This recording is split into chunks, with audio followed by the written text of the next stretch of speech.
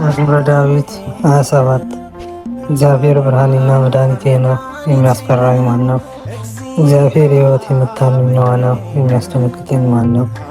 ክፉዎች አስጨናቂዎች ጠላቶችን ሥጋዬን ይበሉ ዘንድ በቀረቡ ጊዜ እነሱ ተሰነካከሉና ወደቁ። ሰራዊት ቢሰፍርብኝ ልቤ አይፈራም፣ ሰልፍም ቢነሳብኝ በዚህ ይተማመናለሁ። እግዚአብሔርን አንዲት ነገር ለመንኩት፣ እርሷን እሻለሁ፣ ለሕይወቴ ዘመን ሁሉ በእግዚአብሔር ቤት እኖር ዘንድ እግዚአብሔርን ደስ የሚያሰኘውንም አይ ዘንድ መቅደሱንም እመለከት ዘንድ። በመከራዬ ቀን በድንኳኑ ሰውሮኛልና፣ በድንኳኑ መሸሸጊያ ሸሽጎኛልና፣ በዓለት ላይ ከፍ ከፍ አድርጎኛልና። እነሆ አሁን በዙሪያ ባሉት በጠላቶች ላይ ራሴን ከፍ ከፍ አደረገ። በድንኳኑም የእልልታ መሥዋዕትን ሰዋ።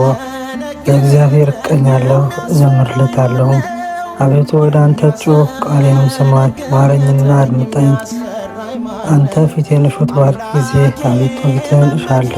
ልቤ አንተን አለ፣ ፊትህን ከኔ አትሰውር። ተቆጥተህ ከባሪያ ፈቀቅ አትበል። ረዳቱ ነኝ አትጣለኝም። የመድኃኒቴ አምላክ ሆይ አትተወኝ። አባቴና እናቴ ትተውኛልና እግዚአብሔር ግን ተቀበለኝ። አቤቱ መንገድህን አስተምረኝ፣ ስለ ጠላቶችን በቀናው መንገድ ምራኝ።